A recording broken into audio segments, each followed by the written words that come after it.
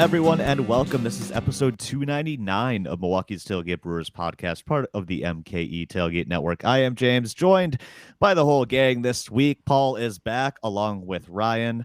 Paul, how you been? We missed you last week. Missed you guys too. Yeah. I've been fine. Been getting around, taking vacation, getting ready for football to start, all that fun stuff. So I'm good. Glad to be back.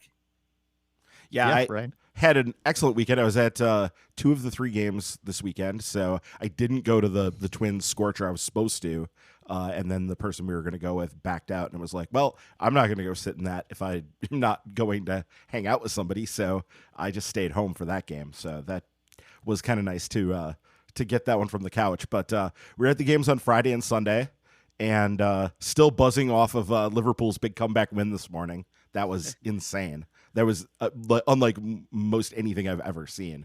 Playing down a man on the road and coming back from a 1-goal deficit to win the match at one of the best teams in the league is just unheard of crazy stuff. So that was quite fun. Yeah, and Ryan, we were talking before Paul hopped on the chat, but you're back up to 500 now in Brewers games. I am. Hey, all right. Yeah, today was my 22nd game, and I came in 10-11, and so yeah, I'm back to 500, and I've got a bunch of games coming in September. So I think we still have 6-7 games left. So excited for that, and we got our playoff ticket stuff this week, and it's always funny every time we do this. It is more expensive for us to do the 12 or 13 or whatever game number it is postseason strip of tickets. It's more expensive to buy that than to do the entire 81 game season, because I split season tickets with a large group of people. We kind of we do a draft and we all take our shares on this. Longtime listeners know this. So but every year when it comes time to pay it, it's like, oh yeah, that's right. It's more expensive for us to buy postseason tickets to like 13 games than it is for 81 regular season games. It's just kind of nuts. Yeah, it's that time of year, and less than 30 games left, but the Brewers 8-game win streak will help you with your personal win-loss record plenty. A couple of good ones to talk about this past week. We'll jump in just a minute here, but first a reminder, as always, you can become a patron. Help us out at patreon.com/MKE Tailgate. $2 a month guarantees you get your questions answered both on this podcast and on reporting as eligible as the Packers preseason is wrapped up. $5 gets you that question priority plus some additional exclusive content. That includes the Minor League Extra with Ryan and James Anderson of RotoWire and Paul's Packers mini pods. Ryan, do you have plans for another mini pod soon? Yeah, so we're going to be doing our top, I guess we decided to do 15s this time because there's just more than 10 prospects that we want to talk about. So we decided to spread it to 15, and we got to do that this week. So I need to figure out with James a good time to do that. But yeah, that'll be coming here pretty quick. I still think you need to just do the full 30 like pipeline. Like, I'm sure you could throw some guys 15 to 30. It's just a mishmash. Just throw some names out there. It'll be more fun that way. Yeah. All right. And Paul, obviously your mini pod's coming back with the regular season coming up in a couple of weeks. How are you feeling about things after seeing Jordan Love all preseason? Pretty good. I think not quite as good as the general consensus, because he has had some Jordan Love problems. He looks like he's in command of the offense. He's staying within it, which is a way to be good no matter what. But he's still not super accurate, and he was awful for the first few series of the last preseason game. Got it together at the end, but there's still reasons for concern there. I'm not totally optimistic on them, but they look a lot better than a lot of other teams do. So, pretty optimistic in a bad division. Could have gone way worse than it did. It looked very competent. I'll take that. There we go. I'll take that as my Packers recap. I missed the game traveling back from a conference in Philadelphia on Saturday. So thank you for obliging and letting me know live on the air how you no did problem there. Okay. How was the City of Brotherly Love, James? It was pretty good. It was my first time ever there. Obviously there for a work thing, but still, managed to find time to do stuff. The sessions and everything are done by 4 or 5 most days there. So, saw the sights and had my fair share of cheesesteaks and definitely going to have to like recalibrate my body and my eating style after that, because it's tough to find a vegetable in that city. But I love it. I love it. It's great. Yeah, I really like the city. I'd definitely go back again. So definitely cool. All right. Brewers, let's talk about them. They're red hot, right? And on an 8-game winning streak after completing a 3-game sweep against the Padres on Sunday. It's their longest winning streak since actually an 11-gamer in 2021. So they've already beaten their longest streak of last year. So going back to 2021 there, and it just kind of reminded me just how good that team was before things kind of fell apart there. Yeah, I think when you talk about that 2021 season, they were on easily 100-win pace, and then it was the last like 2 to 3 weeks of the season. Their offense, everybody got hurt. Adames was hurt. Escobar was hurt.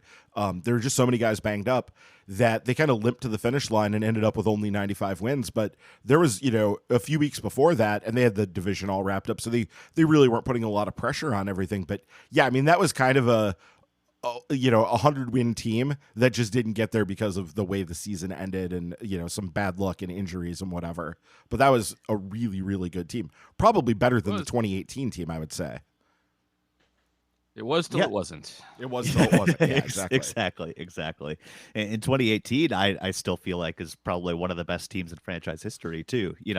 No World Series notwithstanding. But anyway, the offense has come back with some fury the last couple of weeks here. They're not really hitting home runs, which is weird, but they're getting better BABIP luck. And, I think we'll all take that given just how low they were in BABIP for most of the season, really. So it's nice to see some positive regression back to the mean there.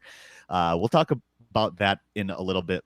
We got a Patreon question about that. But first, I didn't want to go through this and recap the last week without giving some major props to Bryce Wilson. Ryan, one of your guys, he stepped in for Adrian Hauser after just a couple of innings there when Hauser went out with his forearm strain. Yeah, the dreaded minor forearm strain, which I don't know how minor those can be. Craig Counsell said, of course, that he had some swelling, but it's not in the UCL area in the elbow. So I guess, take that for what it's worth, too.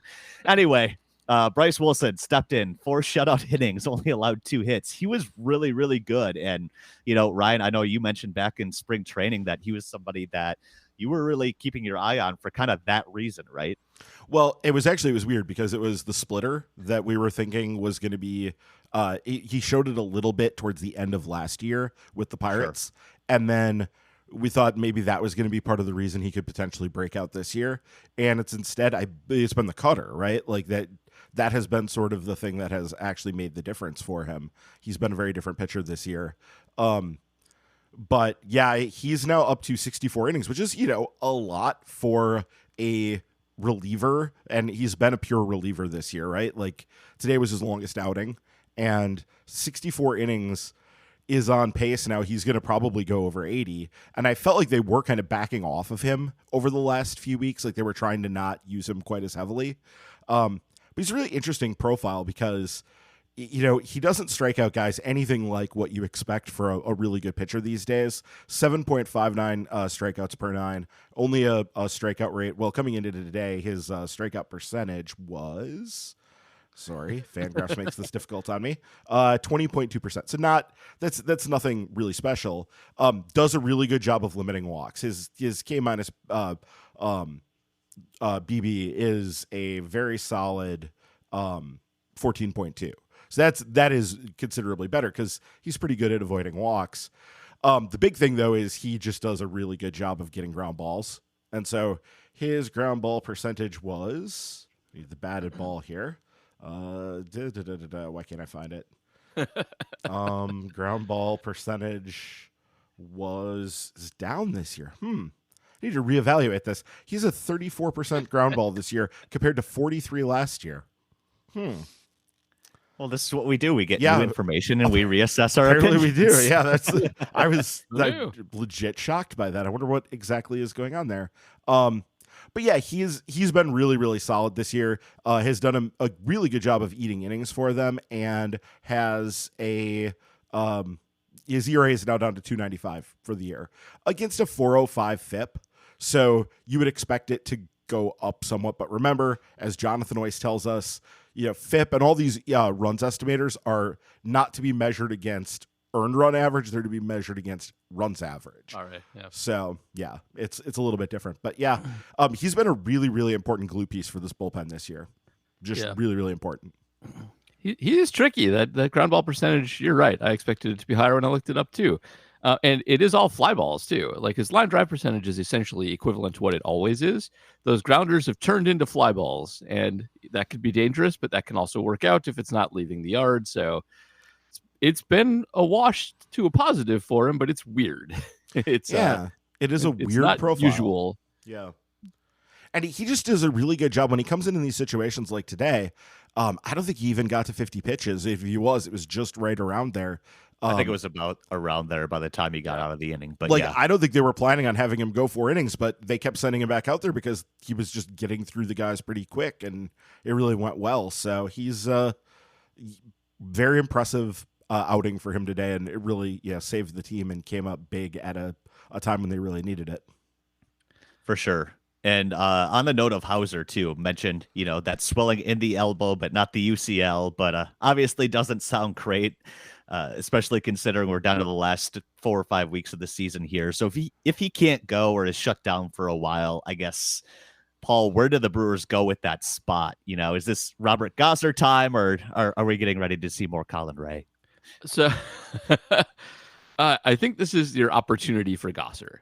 And I think you want to see that because you want to see the upside there, but it's the Brewers are tough to predict. And if they did just bring Ray back and, did ground ball fest for the last, 30 games of the season or whatever we have left, that wouldn't be surprising. But this is a good opportunity to bring Gosser up. This is the good timing for it. You can get a look at him at the big league level. He's been getting accelerated down low. That's what I would do, but they usually don't do what I would do. So that's my only hesitation there. But yeah, that's absolutely what they should do. Go with your high upside guys. See if you get another huge weapon that you can finish the season off with. Colin Ray, we know what he is. He's just a guy who occasionally gives up 10 runs. So, and sometimes doesn't, but occasionally does. Yeah, the thing is, Gosser has been really good this month. Looking at it, he's got 33 strikeouts to 5 walks in 24 innings. Not bad. So that's really, that's really pretty impressive. Giving up a 207 average, whip under 1. So all of these things, I assume we're past the point where any service time manipulation concerns are just out the window. So James actually asked about that. Yeah, at this point, he would get a maximum of about 35 days on the roster. Yeah. And you wouldn't actually bring him up until the next start. So, right. So what'll happen is Hauser's going to go on the IL. Somebody else will kind of come up because they're going to have to give now Wilson at least 2-3 days off. I would not expect to see him in the Cubs series. So they're going to have to do that. And then, but there's no service time manipulation consideration at this point for any of these guys. They could kind of bring up anybody they want at this point, and they'll maintain rookie eligibility for next year. And I don't think it's even that much of an issue with Gosser. I mean, who knows? You never know. But I don't think that they're necessarily worried about maintaining Gosser's rookie of the year eligibility because they want to try to get a draft pick out of him. That seems like kind of a stretch, but stranger things have happened. So, but yeah, I mean, so he has been very good. But the thing is, Colin Ray, who they already know has you don't have to worry about the possibility of a guy coming up and the lights being bright for him in his first big league start and it just things going poorly that way. They know Colin Ray knows what pitching in the big leagues is about. He's done a good job of it this year for the most part, or at least a solid job. Good is maybe pushing it. He's done as good a job as Colin Ray is going to do. Yeah, and he's also been over his last 2 outings here because he has only made 2 starts in AAA. He was sent down after his start on the 4th and then didn't make his first start in AAA until August 17th. But on the 17th and 24th, he made 2 starts. He has given up in that time 5 runs in 11 innings, 12 strikeouts, 1 walk in those 11 innings. So, you kind of know what you're getting with him. Yeah, you're right. The upside, definitely, obviously, long-term, the upside is with Gosser. but I don't know. It seems like a likely situation. The other thing here too is they don't have to put, we talked about this on last week's show, they don't have to put Robert Gosser on the 40-man this winter. And that could also mean like they just don't want to do it at this point because they are trying to preserve 40-man spots for the winter. And, you know, every guy that you bring up like Gosser, that means now you have to carry that guy in your 40-man going forward. Like you have to do that at that point. So yeah. That can be tricky. And we know this team loves to use those 40-man spots in the winter to great effect. And it's been a key part of their success. So that also may figure in here, especially when you consider, and I think it was Mike Henk this week brought this up and it kind of quickly, you know, summarized it. Like if you're bringing up Gosser to be maybe about the same, maybe a little bit better than Colin Ray has been to this point, because I don't think you can expect him to be much better than Colin Ray. Okay. Finish. Well, no, but you know what I mean? Like like, would you expect Robert Gosser to be more than, 5 and dive with like 3 earned runs? I would expect him to have better. Yes, I would. Like, I would say that there's a larger chance he gets blown up due to inexperience, but there's also a much larger chance he just shuts the door on a team or two. So I think Ray is more likely to give up like 4, between 4 and 6, and okay, yeah, that. Yeah, so I mean, so there's just the consideration, like if you're going to bring up a guy, how much better does that person kind of need to project to be to justify passing over the guy who is already here and adding another person to the 40-man for the winter? Like, is the basic equation you have to think about. So yeah, also just eyeballing it, like that starts probably going to be against Philadelphia, who pretty good offense. It's not like the Dodgers out there, but like it's one of the offenses I would expect Ray to do worse against, generally speaking. Yeah, and there's some left-handed power in there too, so maybe that is a consideration here that like, you know, you'd want him to face those lefties. Though also, if things are going to spiral on you, that Philly team can just like pummel a guy with power. So that could also get a little ugly. You know, if he's not making his pitches, and also because the big issue that he struggles with when Robert Gosser struggles, even now, it's because he's walking guys, and he hasn't walked anybody in his last 2 outings. But even earlier this month, when he was pitching well, he still was walking some guys, you know, in those starts. So that can, I mean, we saw that today, like how quickly that can kind of spiral and create problems for a guy when he loses it. Like we saw that with both Waka, and then we saw it with Uribe later, where, you know, it could start stacking up quickly on you. Sure. And the Philly is definitely a patient lineup. Kyle Schwarber, more than 100 walks already this year. Right. Bryce Harper, no slouch there either. Exactly. Famously did not swing at all against Toby Milner. But yeah, I guess we'll see what happens. They've got some time to make that decision. And also, you know, we'll be into September, and maybe they can throw a bullpen game or two and just kind of get through things that way as well. It's true. Let's turn over to the offense, because that's the exciting part. There was, I think you could definitely call it an outburst over the weekend for sure. You know, 3 huge innings really powering the sweep over the Padres. And that kind of leads us to our first Patreon question this week. It comes from Bernie Mustache. Asking, the Brewers seem to be scoring runs in bunches with big innings more this year than previously.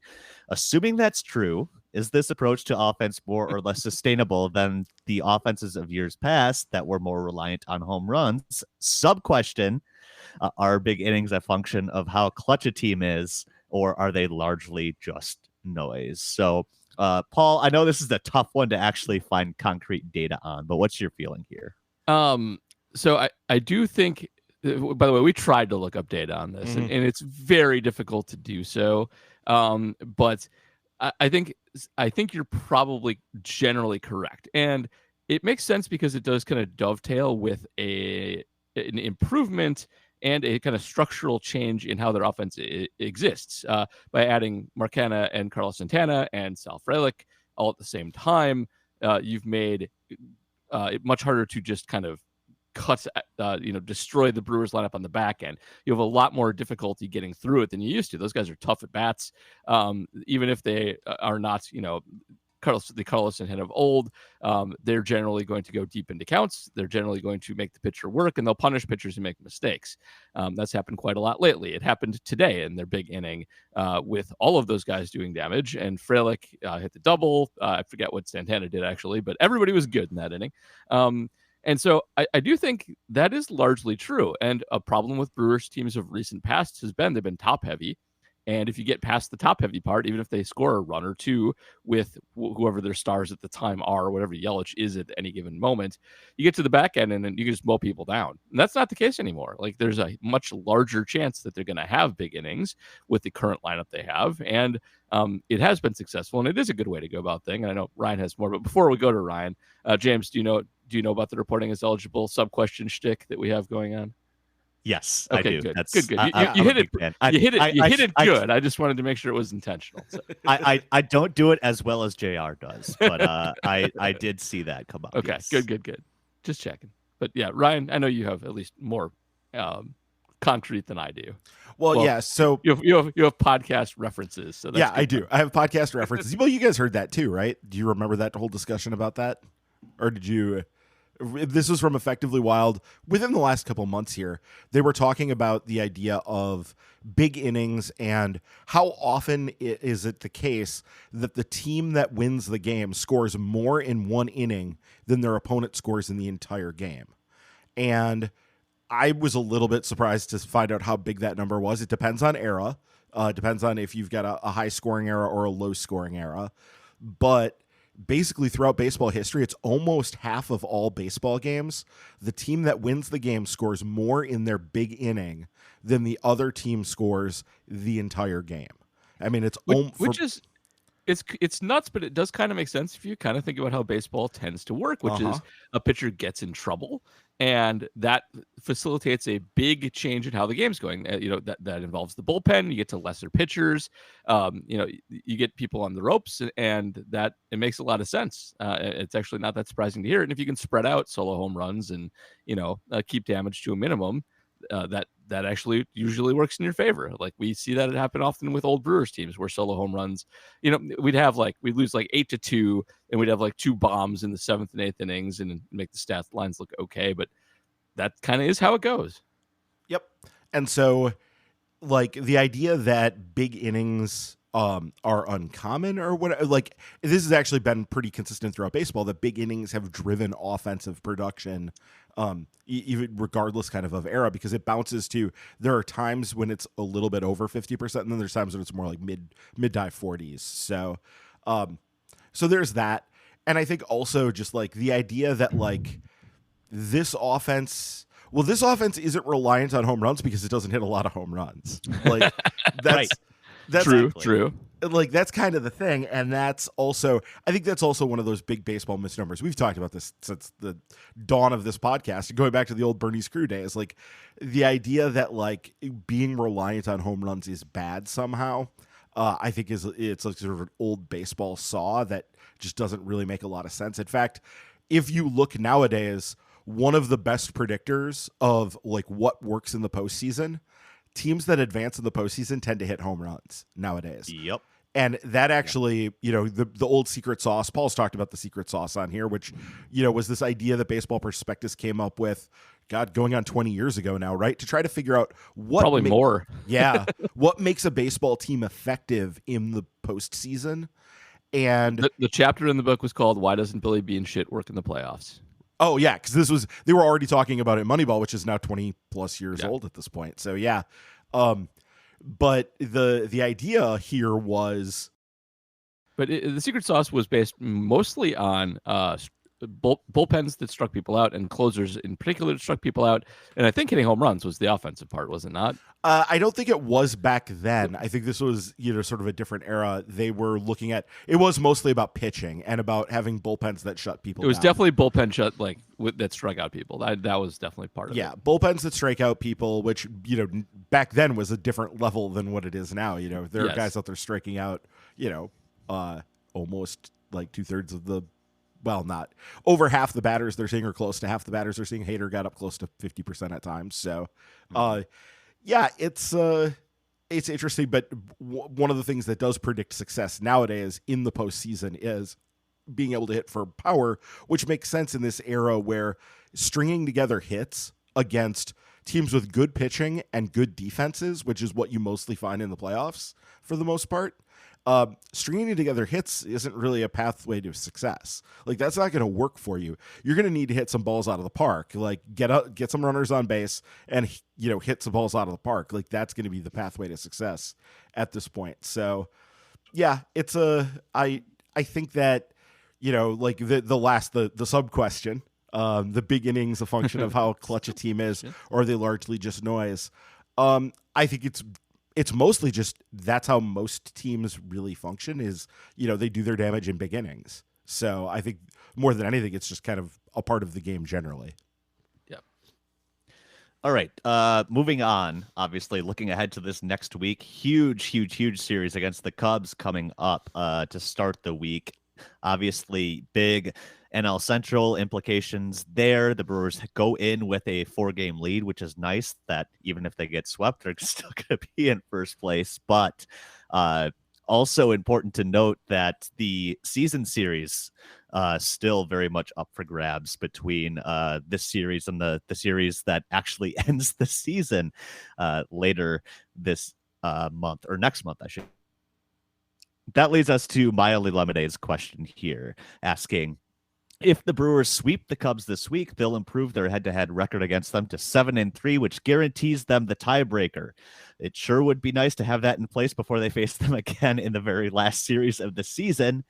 Knowing this, do you think the management strategy shifts towards an all-in mentality?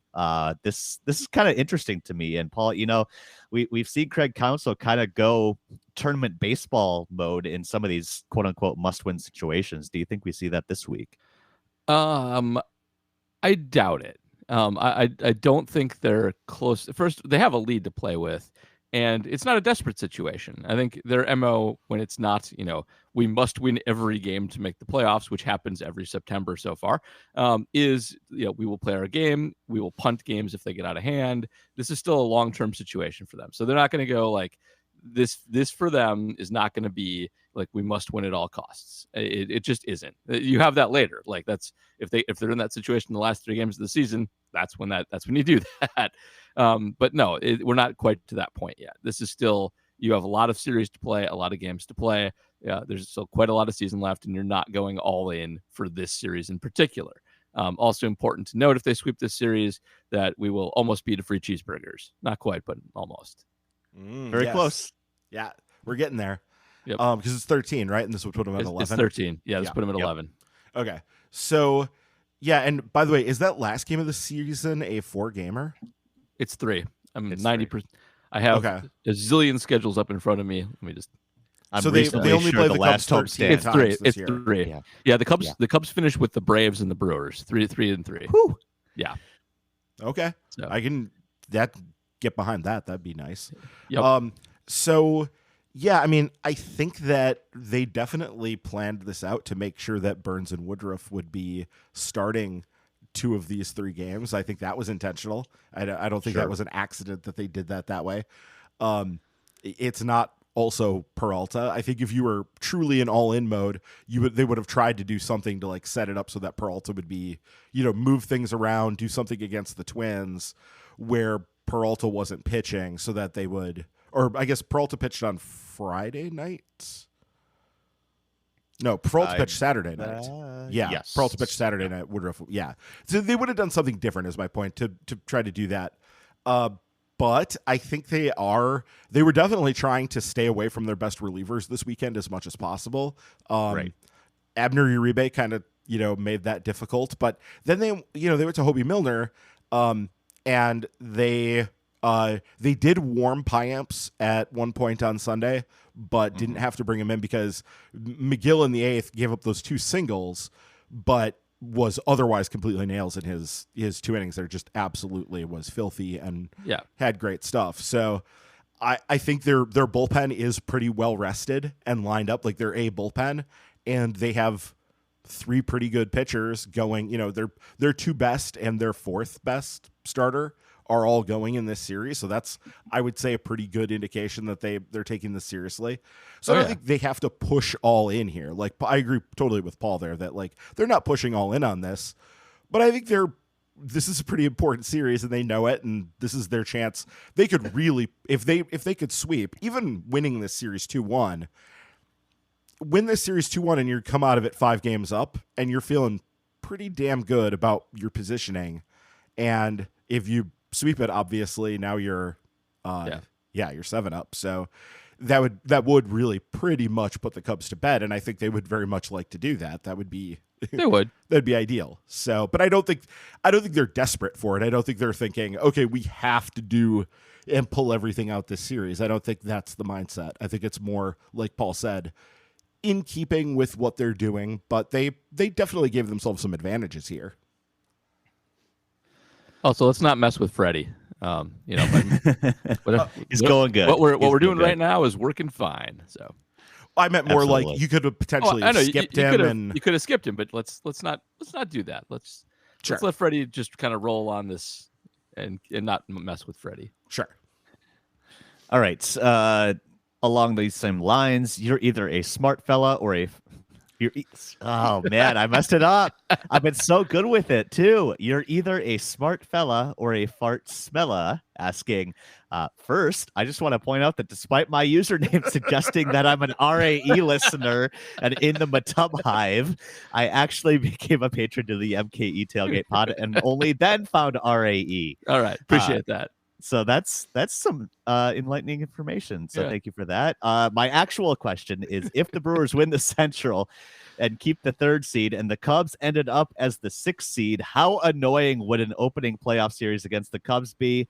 And would Cubs fans do their thing and basically render the Brewers' home field advantage worthless? Ryan, this sounds like your worst nightmare when it comes to your playoff tickets. Well, okay, so here's the thing. It wouldn't render it worthless. There are obviously going to be a lot of Cubs fans. There are a lot of Cubs fans wherever they play in the playoffs throughout history always. Like, it doesn't even need to be Milwaukee. Well. Yeah, they have a national fan base because of the WGN thing. And also, it's a massive city with people who've moved all over the country. So, yeah, it's definitely a thing that way.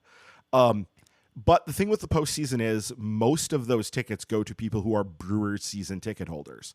Yes, a lot of them will put them up for sale for Cubs fans to grab a hold of. But I think it's less. It definitely would be less than most regular season series that you would see.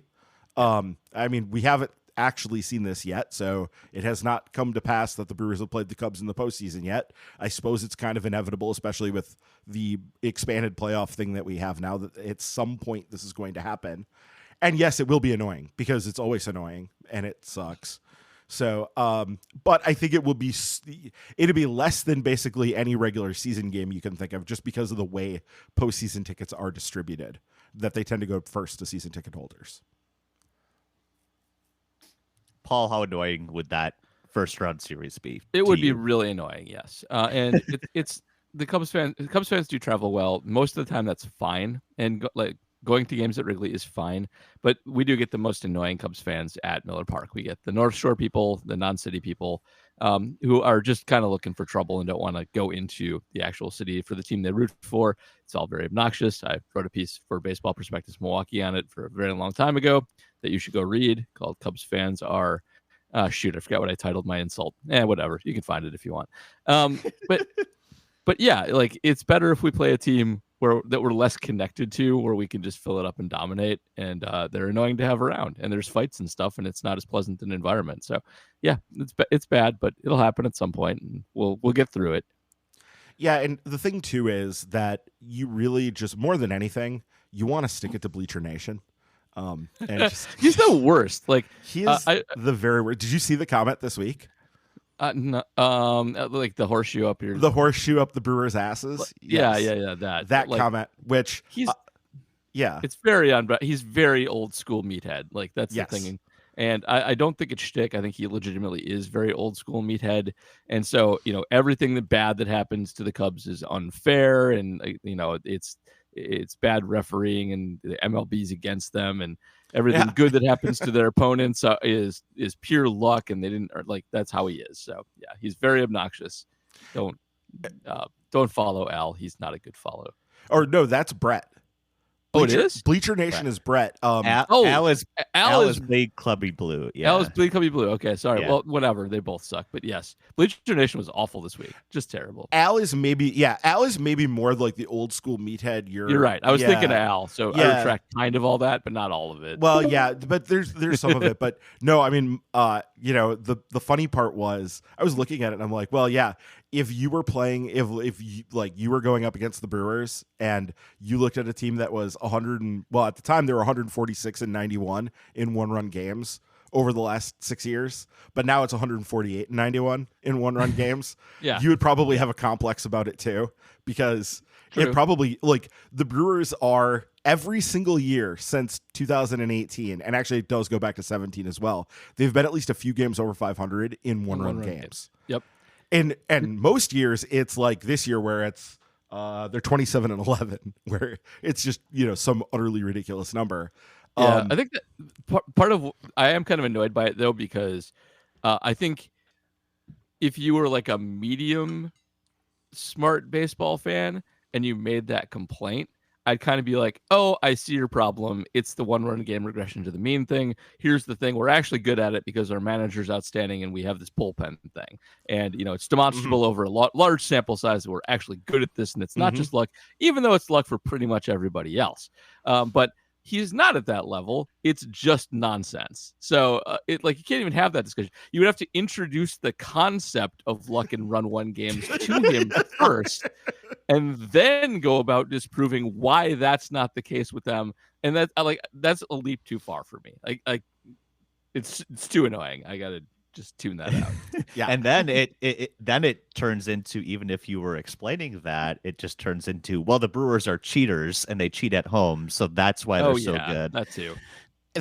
I didn't even see what you're talking about there, that thing came up, but boy, because they were very much on the Christian Yelich is cheating by looking into the outfield. Yeah, looking away at you, Darvish. Yeah. Yeah. Right.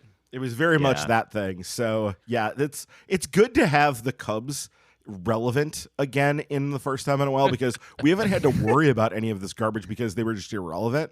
Now we get to get those hate juices flowing again and be like, yes, that's right. I remember we hate these guys because they're super annoying.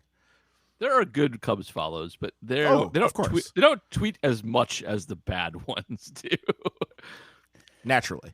Okay. The Cubs also worth noting are in a fight with Arizona pretty heavily, and they still have 6 games left against them as well. So they're going to be heavily involved in determining their own fate on both fronts. Yeah, that is interesting. Yeah, that's really interesting, and maybe kind of leads into the next question from Luke Corey's Suitcase, who's asking, of the wild card teams, who would you prefer the Brewers to play in a series? So definitely not the Cubs, is what I've gathered from the last 5 minutes or so here.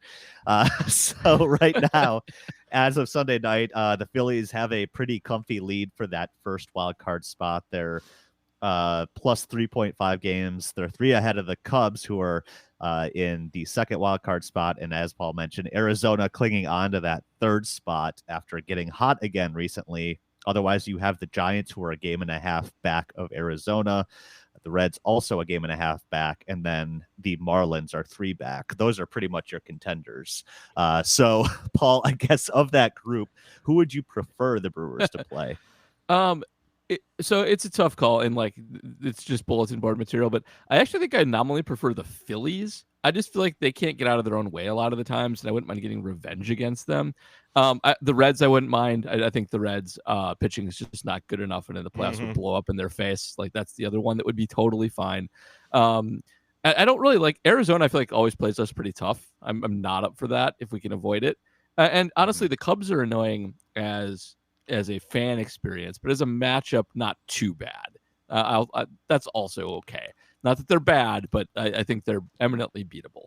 Yeah, we'll see how kind of that goes, because that the last series that they played right around July 4th was incredibly tight. Every one of those games was a white knuckle ride. There was comebacks galore. There's all kinds of craziness going on in those games. I think those could actually be really entertaining matchups, which in the playoffs is not necessarily what you want. That's not. how you That's get why hit they- with a heart condition. That's why they weren't my first pick. Yeah. I can see the thing with Philly. Philly's dangerous just because, you have a lineup that's got a lot of power in it. And they do have a couple pitchers who can shut you down. That's the other thing. Like They do. This is totally subjective. I just think they're Yeah. kind of dumb. That's all. Yeah. No, but I they can get that. really hot, like we saw last year. They Yeah. just got absurdly hot and kind of rode that to the pennant, right? So, Yeah, I I mean- don't know if I would trust that. I would kind of like to see Cincinnati because we've just completely owned them this season, and so Yeah. that part of it, like that does feel very winnable. Miami is a tough one because if we see them in the playoffs, it's probably because they played at least somewhat well against us. We still have 2 series against the Marlins left. We Yeah. haven't seen them yet. So, and they're only at 66 and 65 at this point. So they're kind of, hanging out there on the fringes of those things. I don't know. San Francisco always seems to be kind of a pain in the butt. So I don't know that I would really want to see them either. I don't want the Marlins because they got Jake Berger, who I wanted to get. And since joining them, he has a 146 OPS plus and a 901 OPS. And so I don't want that to be a thing that sticks in my brain forever. So I just want them out of it. Which, by the way, speaking of 900 plus OPSs, did you guys see the thing that I tweeted on Friday night about this? I probably did not. No. Oh, you were gone. So, at this point, well, if you haven't heard this, how many in 2003, I went back and looked this up, there were 32 hitters who finished the season with an OPS over 900. 900 or better. Okay. Qualified hitters, there were 32 of them in 2003. How many are there this year? 900 or better OPS qualified hitters. Oh, I don't. Probably not even double digits. Yeah, I'll go with Right.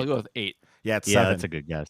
All right. Yeah. We are down to 7 hitters who have an OPS, qualified hitters, I should say, who have an OPS over 900. And that's that's insane. In my entire calibration for the stat, because I learned it in that era, like my entire calibration is Oh, 900 is good. Yeah. 900 that's is just good. very Yeah. good. Over 1,000 is exceptional. Exactly. Now it's like, yeah, if you're at 900, that's pretty close to exceptional. So it's a different world out there. It is much, much harder to be a hitter now than it was 20 years ago. Just, by leaps and bounds. All right. Well, speaking of playoff matchups that were annoying, at least in years past, Nick Vollendorf has a question here asking, I was at the game on Friday night and loved Milwaukee fans booing Manny Machado.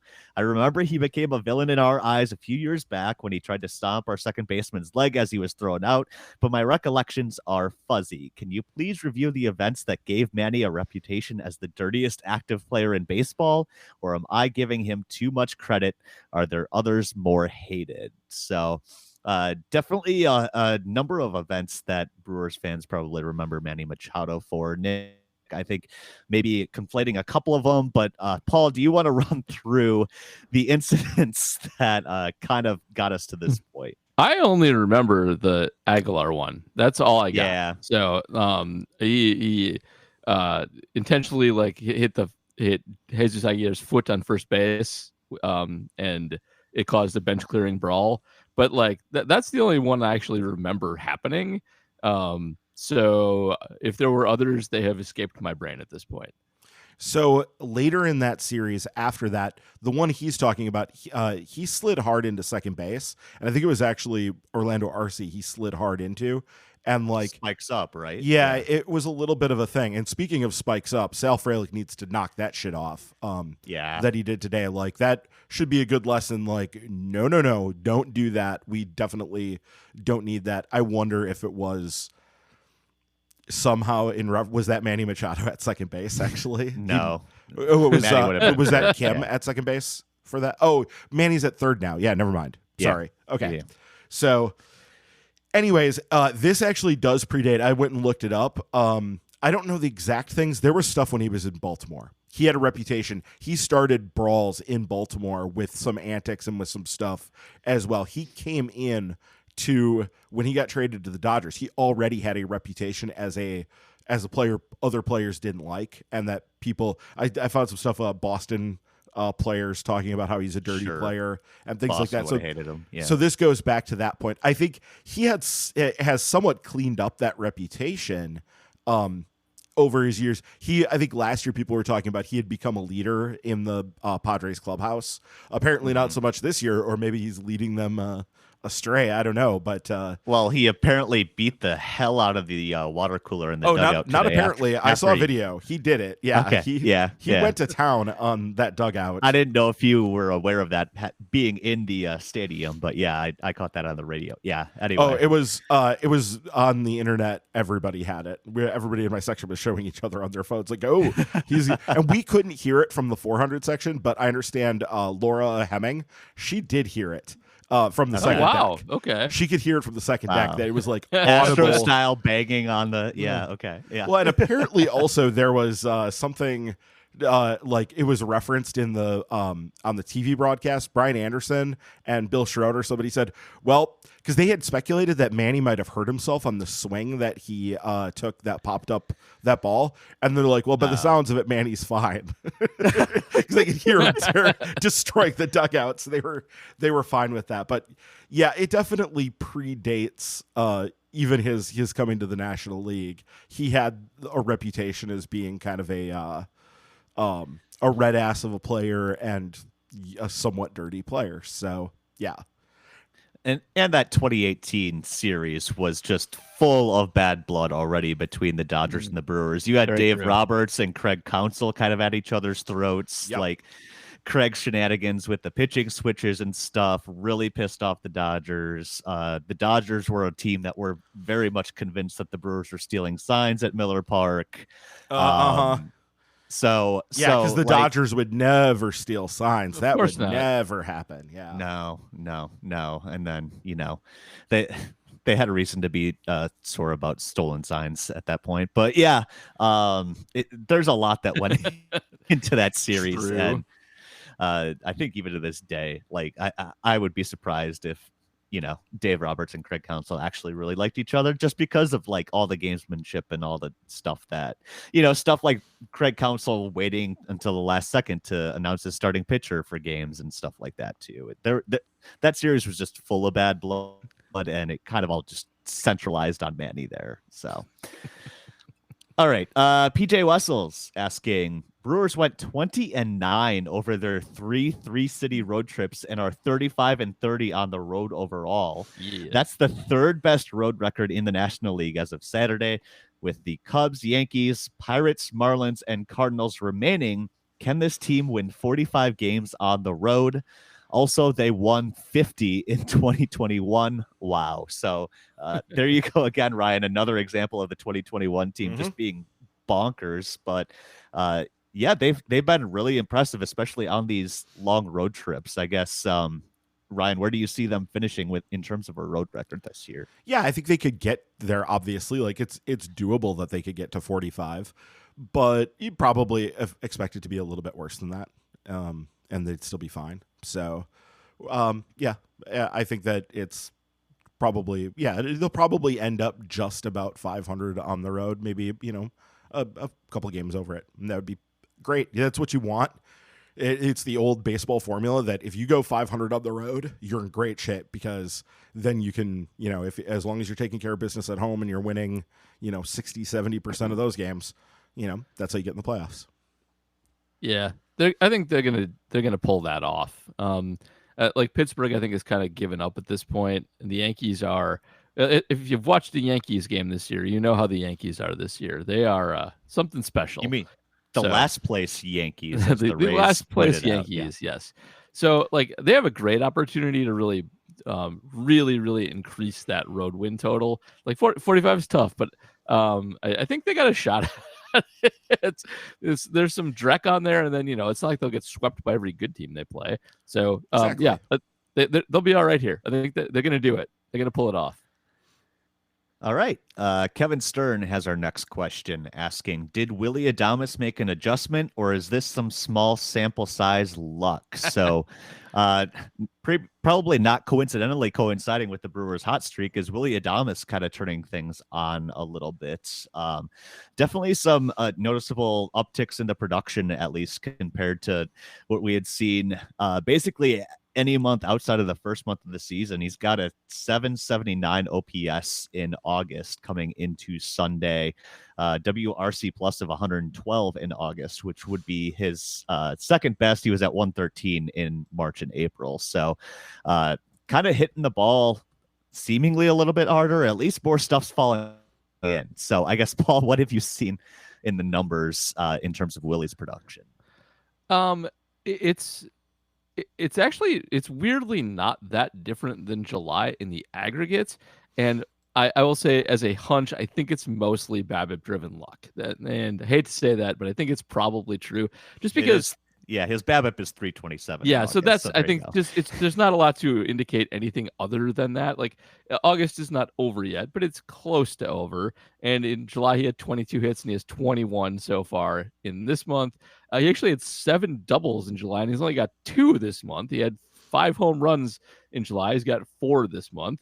And he walked 9 times in July and he's walked 9 this month and he struck out 27 times in July and he struck out 24 so far this month. So those, like, the things that make up the splits are going to be like identical except for BABIP from July to August. So yeah, I think it's just luck, which is okay because he was due for some, but also maybe not something you can count on long term. Well, that was going to be my point, is that I think he was due for it because if you look at, like, so what did you say his BABIP was this month?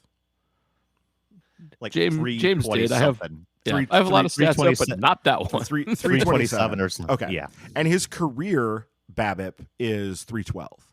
So not a little bit higher than that, whatever. But his BABIP this year is 253, and that includes up to today. So he has been he's at a really low number this year. So I think I would actually kind of reverse the question. I would say that he's sort of regressing to the mean here. He was due for some good luck and had been having at least some bad luck. And also there was approach stuff going on, and we cataloged this. You can go back and listen to the archives if you want to, because we've been talking about Willie about this all year. But like he was due for some of this correction anyway, I think, coming into the thing. And he has been hitting for power. Like, that's been a big thing here, is he has been absolutely stinging the ball. He has 3 home runs during this run. Is it 3? It's either 3 or 4. So he's been hitting the ball for some power, and that was the big thing they needed to get going. They needed him. They needed Rowdy Tellez. They needed their acquisitions, especially Carlos Santana, to hit for some power, and they have, and that's been big for them here because it was the main thing they were missing was power in the middle of the order. They didn't have that ingredient, and now they have it a lot more than they did for large swaths of this season. So that's going to be important going forward. All right, Mark Pod Scarby, our next question, asking, has Joey Wiemer been relegated to only starting versus left-handers and being a defensive replacement? Ryan, kind of seems that way. Yeah, I mean, I wouldn't say just a defensive replacement, but a pinch hitter to face lefties, being used off the bench and starting against left-handed pitchers. Yeah, I think that's perfectly appropriate at this point. This is how the Brewers do things. What they under Craig Counsell, they spend their early months sort of sifting through and trying to give playing time to the guys they think are potentially the best.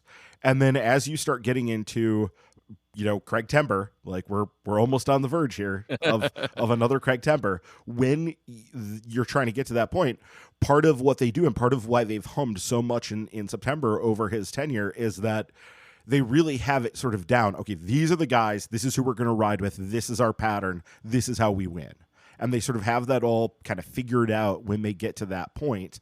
And I guess that it actually does make sense. We were talking about how 2021 was this poor finish. Well, the reason the Craigtember that year kind of fell apart was because the guys that they were relying on to be their formula for winning games, they weren't there at that point. They just, they missed a lot of them. So I think this is what he's going to be, and I think that's perfectly fine. It's what you want. Yep, nothing to add there. And Weimer, I think we know what he is this year. He'll need more reps to see if he can get the platoon fixed a little bit in the future. But we've seen it this year, and now they have more depth with Frelick up there. They can afford to play him where he's strongest for the rest of the season without doing damage to him long term, and that's exactly what should happen. Yeah, this is not any indicator of what his future holds or anything like that, but it's where they are at this point right now, and this is what makes the most sense. Bob Peterson, our next question, asking how much longer will Andrew Chafin be with the club?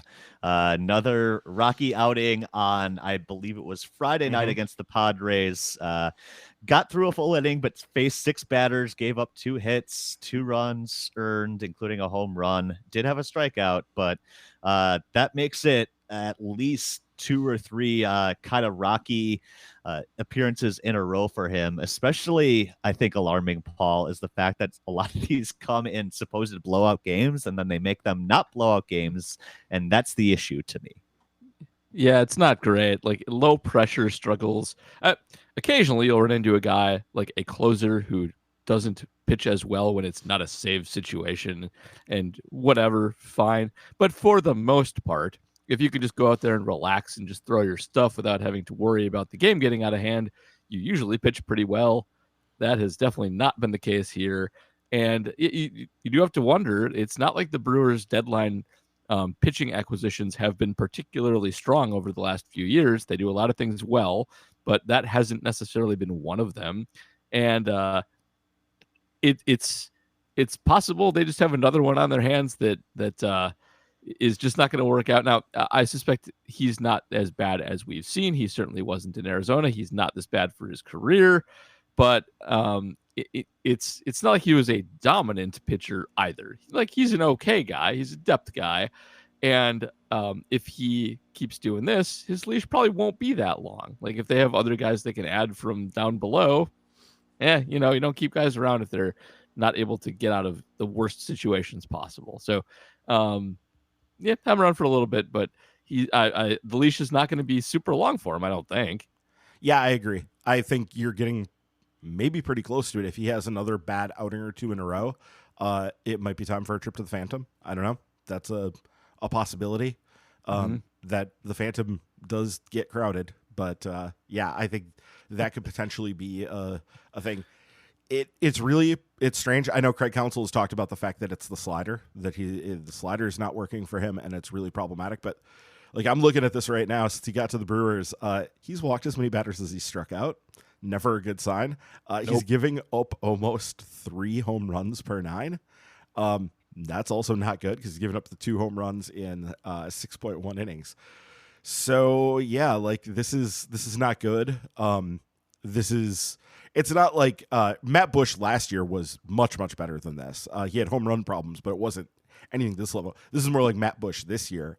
So they have had some trouble like bringing in relievers and getting production out of them, which is bizarre. But it's also, I think, they would tell you is it's reflective of the fact that it's very, very hard.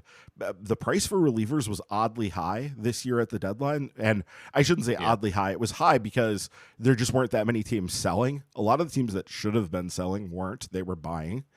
Angels looking at you. So like there was that, but also just like it's teams don't tend to give up relievers easily. Unless they're like on the last year of their contract, right? Like, they tend to want to keep them around if they can kind of control them because they're not an expensive, huge piece. So, yeah, this is a tough one, but yeah, I think he's very, very close to not being on the active roster one way or another here. Along those same lines, Brad Westness asking Ryan over under on whether we ever see Jesse Winker again. He's been on a rehab assignment in Nashville, but do you ever anticipate seeing him back in Milwaukee? Boy, that is my gut reaction to this is to say no, but I also should know the Brewers better than that at this point, that they tend to like to try to bring these guys back around. And like, I think it's less likely now because they have guys who are actually getting on base, who are taking walks, right? And getting Where's on he going to base. play? Yeah. And they didn't have Exactly. that before. Like that was the issue, was he was playing because they just simply didn't have anybody who was getting on base. They needed someone on base so that they could potentially score some runs. And he wasn't hitting at all, but he was taking walks and was at least, when he went down, he was like third on the team in on base percentage. It was really ugly. Yeah. Things were bad offensively for this team earlier this year. It was not fun times. I'm trying to see what he's doing lately at AAA. That was what I was trying to pull up here and see. Has he done anything worthwhile in AAA? He is hitting in August 294, 455, 353.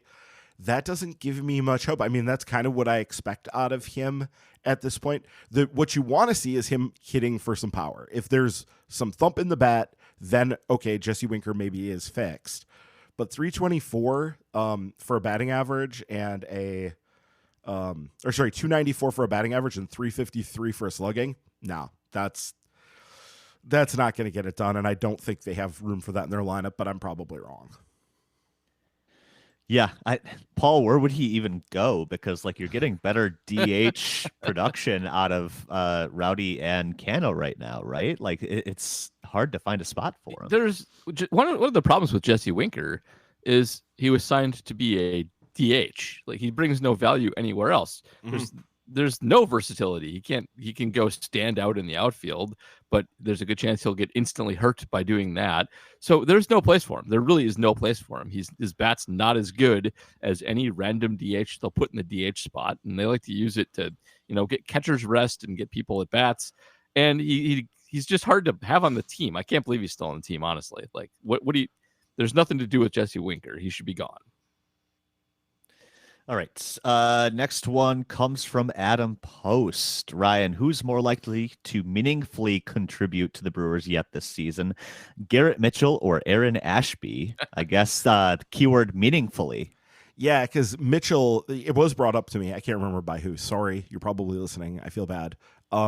But that Garrett Mitchell could potentially be like a defensive replacement / runner.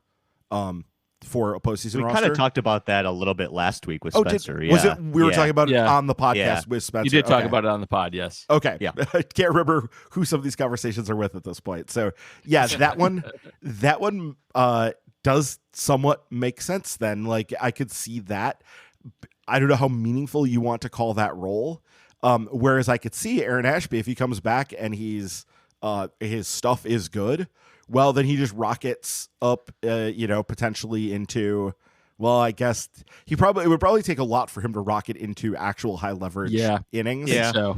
So he's probably more of a mop up guy. So I don't know. The ceiling on either one is probably pretty low, right?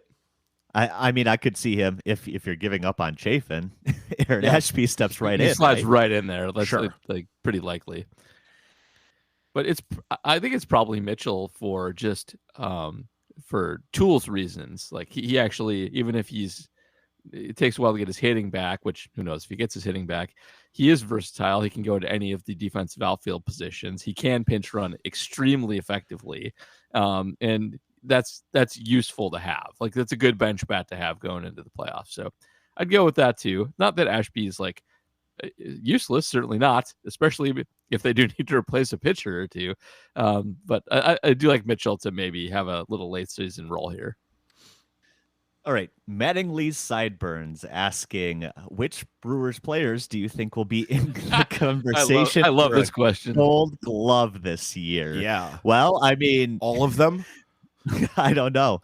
It's probably not going to be Mark Canha based on the Sunday that he had. No. It was bad. Probably not. Between the home run that just bounced on top of the wall and stayed there because he couldn't get it, and the one that hit him in the face basically after it ricocheted back. Not Mark Canha, but hey, Christian Yelich probably going to get a nomination again, Ryan. I'll bet he wins. This might be the year. Yeah. This might be the year. Because he's also had some like highlight reel catches, and I think some of them like these against the this last week, these games have been watched by national media types because they've been playing first place teams up until the Padres, of course. He hasn't been embarrassing. I think part of what's cost him in the past is he's had just a couple highlights of his throws not going anywhere or him not getting good breaks on the ball. Yeah, he's actually like left field has no good defense, he's actually been pretty good at it. So I do think he'll be up there. Yeah, I mean, I think he definitely. So we're talking about guys who could potentially be in the top 3. I think they're going to have him all over the diamond. I agree. Like Contreras will definitely be be for sure, and right? I think he probably should win. Whether or not he does, when he's got guys like TJ Realmuto, JT Realmuto, and Sean Murphy in Atlanta, like that's going to be a tough one for him to win. Even if he deserves to, he probably doesn't because of reputation and just like the way that this generally works.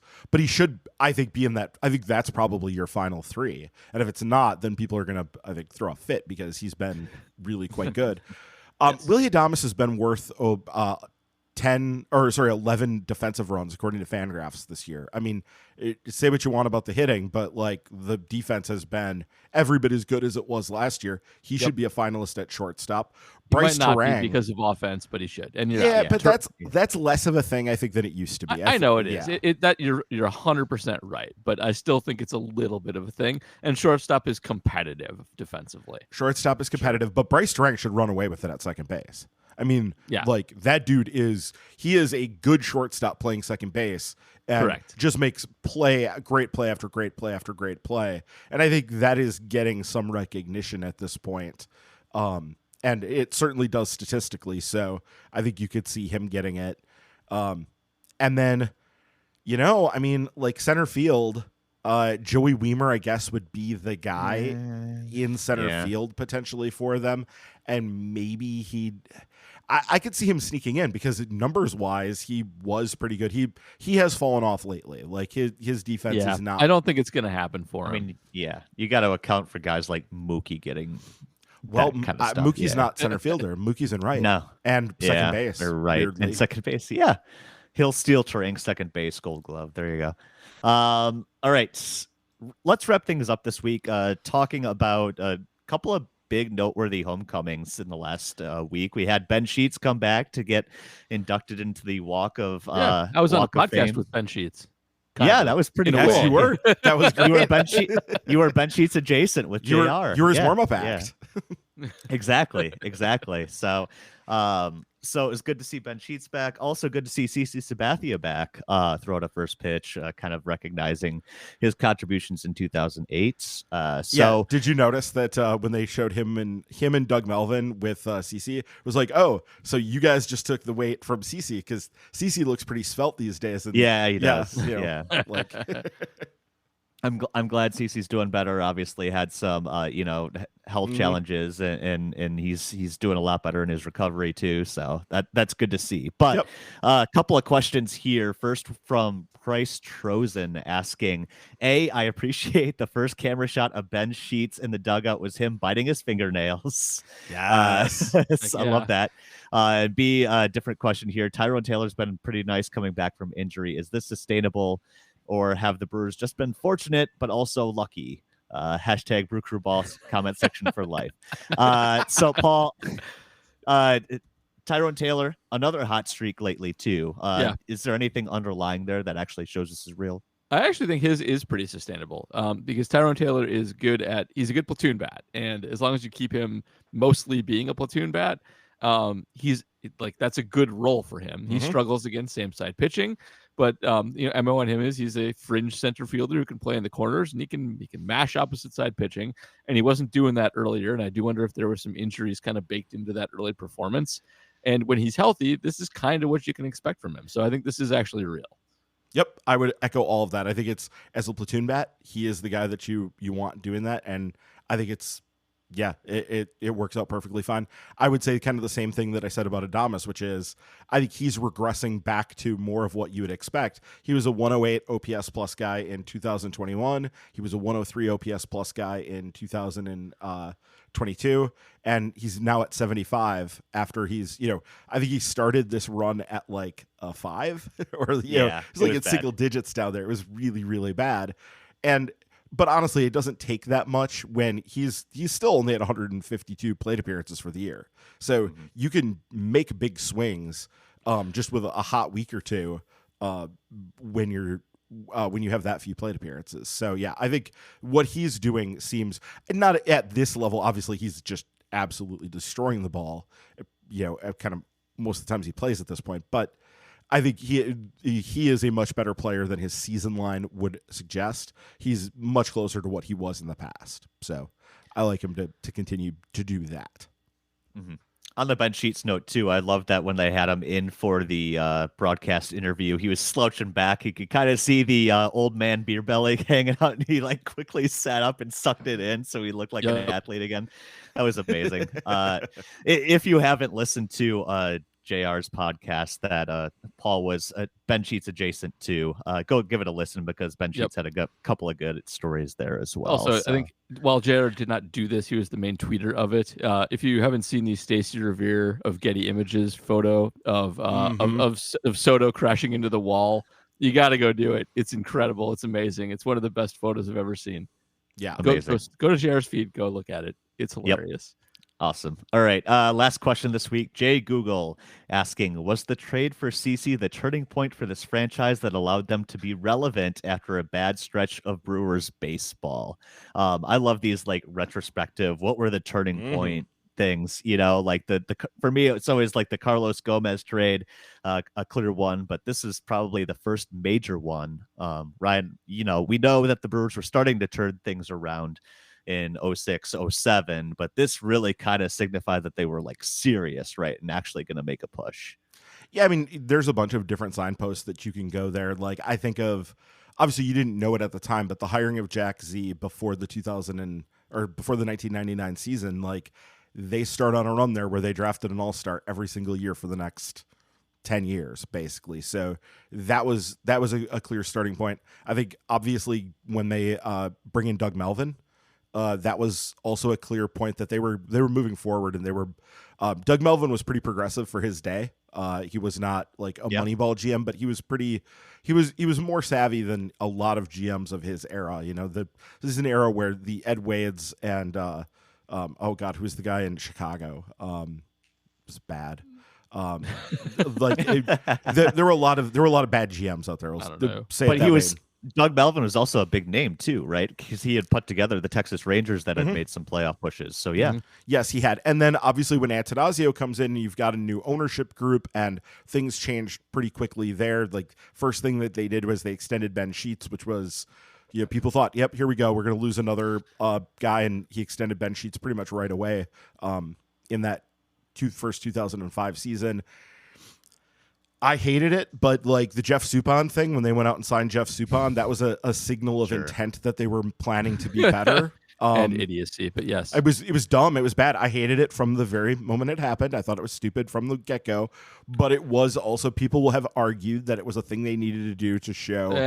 That's one where that was a time when outside nerds were still smarter than a lot of front offices in a lot of ways. And all of us were like, that's dumb. Don't do that. That's not going to work. And you could see it coming a million miles away, too. Yeah. You could, but there's also, that also was a time period where they were trying to build credibility. Milwaukee had become a baseball nothing. I mean, people did not want to come here unless it was the last resort. Here you have to, Milwaukee was like a purgatory you went to get your career right so you could go someplace good again. That was a thing. And this was interesting where they were spending money. They were showing that they were going out and doing this thing. It was a stupid signing. It was a bad signing. It was the wrong guy on the wrong deal, all of that. But it was at least a signal of intent that they were trying to get better and they were headed, in a better direction. The CeCe thing is wild because, that, just the way that unfolded. I still remember where I was at Summerfest when the trade was announced. We were getting text messages. Steve and I were walking around and we were getting text messages about that. We were both at that first game. Even though we didn't have tickets that night, we went and sat terrible, horrible seats. Some of the worst seats I've been in ever for that game, and the place was shaking. I mean, the place was rocking, and just how good he was in that run was incredible. But there was also, from the moment that it happened, there was also this is for right now because we're not keeping him. So this is you're pushing in for right now, but this is also a move that ends after right now too. So there was a rental aspect to it that was always present in that too. So, obviously an incredibly important moment in the franchise history. And like super cool to see him back and all of that. And like the memories that we have from that like season are incredible. Mm-hmm. So yeah, I think it was the turning point for the franchise. They needed to make the playoffs that year. Had they not made the playoffs that year, they wouldn't have made the playoffs for quite a long time into the new tenure. This actually allowed for the idea that they were good enough to do that, even though they struggled with pitching after that. And he should have won the Cy Young that year in the National League, even though he should have. He had No, I know. He had 17 starts. If you go back and take any 17 start portion of CC Sabathia's entire career, he pitched better in those 17 starts as a Brewer than at any other point, any other 17 game stretch. He led the National League in complete games, which is ridiculous. He led the National League in shutouts, which is also ridiculous. And it was like a 5-WAR guy in barely half a season. So they needed every ounce of it. There's no way that you ever get that again midseason on a trade from anybody else ever. It's one of the most unlikely things ever to happen. And it is absolutely a franchise turning point. And I'm really glad that we didn't destroy him. Because was, like in today's day and age, people would be, and there was talk of it at the time. It's like, oh, the Brewers are really riding him hard and doing, everything they can here. And he was a happy warrior about it. Like he was out there saying, no, he like, wanted it. Yeah. He said so. And like it was still that era where it was like, I'm the man, I'm the stud, I'm going to take the ball and I'm going to go, especially once Ben Sheets came up, because it was him and Sheets for those months of summer until September hit. And then when Sheets got hurt in that start against the Mets, right? I think it was the start against the Mets, he got hurt. And then it was like, oh no, CC's going to have to carry this by himself with like, assist every third day from maybe Dave Bush. Yep. Yes. So of course, who we actually have to thank for all of this. And Ryan went back to like Doug Melvin and stuff, but that's not right. It's Reed Johnson. Oh God, for this freaking Reed Johnson. It's Reed Johnson who tore up Giovanni Gallardo's knee. And then the Brewers sent him out there to finish the inning. No, that's not right. That was a different one, wasn't it? But, no, he finished. No, that was the one. He continued. It was that. Okay, it was that one. Stupid. Jimmy Nelson was also this, and it was also against the Cubs. But yes, of course it was. But they don't get CC Sabathia if Giovanni Gallardo doesn't get hurt by Reed Johnson. So that's who we have to thank. Yeah, there's some sliding doors stuff there with that, because like one of the things I've always said about this trade is like the fact that they were in the position to need to do it is kind of an organizational failure, right? Like when you put yourself in a position. That's correct. Yeah, and like I've taken a lot of heat for saying that, but like it's kind of a failure that you're in that position where you have to like, give up a huge return. And it was a huge return that they gave up, even though Matt Laporta completely flamed out. Like obviously like Michael Brantley has ended up having a much better career than you could have even like projected on Laporta. So Brantley's had a great career, and he was the player to be named later in that whole thing. By the way, I wanted in that case to keep Tyler Green and to give up Brantley. I was happy. Right. I was happy that they didn't give up Green. I was hoping they weren't going to have to give up Green. Yeah. So I was quite wrong about that. I had questions about Brantley's profile. So that was bad on me. But it was a tough one from the perspective of like the reason that they needed to do this was they were so bad at developing pitching and at trading for it and doing otherwise bringing in pitching. It was Doug Melvin's Achilles heel basically his entire, because it was the same way in Texas. And for good reason in Texas, because it was impossible to pitch there. But that was a tricky situation for kind of anybody there. But fortunately on the way out the door, Doug Melvin did leave them with a legacy of actual good pitching development. We just didn't know it until a few years later. So it took some time for us to understand that. But for the longest time, they just could not figure out how to develop pitching, and that put them in a position to need to trade for Sabathia. Yeah. We could keep going forever on this. I mean, I love the stuff like this. I was huge Sabathia fan, especially that summer. But even before that, and he was just like one of those larger than life guys. And it was the fact that he was on the Brewers, which is absolutely mind blowing. And that's definitely going to stick with me forever, me and all the rest of us nerds at Brewer Fan and at that time, also loving Taylor Green. But oh god, that was you guys over there too. I was on the Sports Bubbler message board at that point. That was my my main place with Angel Salome was my Dan guy. Walsh. Yeah, exactly. Oh, Angel, exactly. Oh, Angel Salome. Yeah, though I was big. I will say I was big early on John Lucroy. I'm like, I think Lucroy is better than Salome, and I was on that train by like 2008. Yeah, he doesn't look like a bowling ball. So yeah, yeah. All right, let's wrap things up here. And thank you to everybody for the questions. And of course, you get question priority, but when you become a patron at patreon.com/MKE Tailgate, you also get a shout out here on the program. Ryan, we've got a few new patrons to give a shout out and a thanks to this week. Who we got? Yeah, we've got 3 new ones. First off is Kirky Rogers. And I believe that would be a brand new one. I don't believe we've ever had the pleasure before. So welcome. Donald Anderson, also, as far as I know, a new person. Alex Lamer's definitely a returning patron at this point. So for sure, a returner. Welcome and welcome back, especially if you're here for football, not baseball. Yeah, not hearing this. Yeah. See you on the other side. Yeah. And we will not make assumptions on where you originate from. We just welcome you to the family and look forward to your questions and your patronage, so to speak. So thanks again. Even if you are not a patron, you can go and support us in other ways, specifically going to Apple Podcasts, Spotify, wherever else you listen to us. Give us a 5-star review. And while you're there, hit that subscribe or follow button to make sure you get those push alerts whenever we post these every single week. You can also find us on YouTube at MKE Tailgate there. So yeah, big series coming up against the Cubs this week. We'll talk all things that series and hopefully the Brewers can put a little bit more distance between them and the Cubs as we head into the final month of the season. That'll do it for this week. Thanks again, everybody. Have a good one, and we will see you in September here on Milwaukee's Craigtember. Craigtember. TM.